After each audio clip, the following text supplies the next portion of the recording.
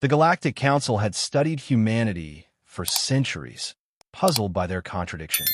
Humans were fragile compared to most species, bones brittle under heavy gravity, flesh tearing easily, hearts vulnerable within unarmored chests. And yet, they thrived. They spread across harsh worlds, built homes in toxic wastelands, and survived wars that should have extinguished them.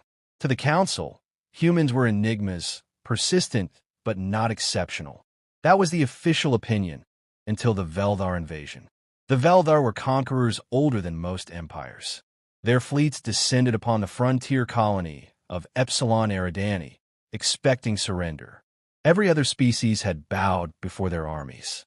Why would fragile humans resist? Council observers watched in dread. The colony had no warships, only transport freighters. The militia numbered in the thousands, while Vel'thar forces numbered in the millions. The outcome should have been obvious. It wasn't. When the first Vel'thar troops landed, the colonists did not flee. They picked up tools, hunting rifles, mining charges, anything that could serve as a weapon. What began as resistance became something primal. The humans fought like beings possessed, their eyes alight with fury that chilled even the most hardened alien observers.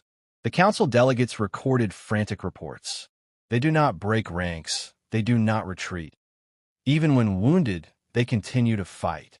Some fight barehanded after weapons fail. Vel'thar commanders soon discovered a horrifying truth. Fear did not work on humans. Where other species quailed before Vel'thar war cries, humans grew calmer. Where pain broke morale in others, humans used it as fuel. Colonel Earthes of Vel'thar gave a shaken report to his superiors.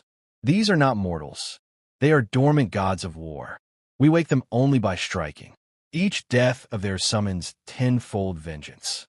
On the third day, the colonists pushed back. Not with ships, not with superior weapons, but with sheer will. They sabotaged supply lines, poisoned rations, and turned ruined streets into death traps. Every home became a fortress, every family a squad. Council war analysts noticed something terrifying. Humans learned. Faster than any recorded species, they adapted to Vel'thar tactics. By the fourth day, they mirrored military maneuvers that took academies decades to master. Miners became sappers. Engineers became artillery commanders. Children relayed messages like seasoned scouts. The Vel'thar fleet, once confident, now whispered of curses. Then the veterans arrived. Earth had heard the colony's distress call. Elite human marines descended in drop pods, clad in simple but efficient armor.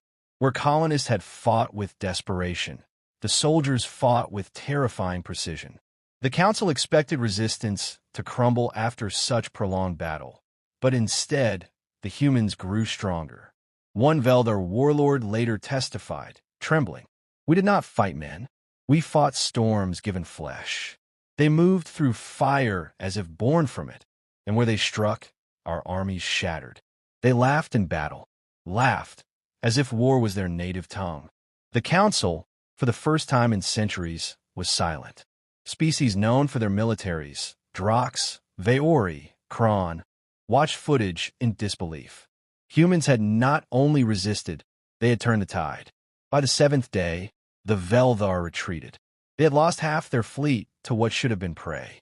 Entire legions destroyed not by superior technology, but by something older, deeper, an instinct bred into humanity's marrow. When the smoke cleared, a council historian uttered the phrase that would echo for generations. Humans are dormant gods of war, and the galaxy is fortunate they sleep most of the time. From that day, no treaty ignored human opinion. No army dismissed human advisors. Even whispers of human mercenaries could scatter enemy fleets. For the first time, the galaxy understood. War was not an art to humanity. It was not even survival. It was heritage. And should the gods of war ever fully awaken, the stars themselves would tremble.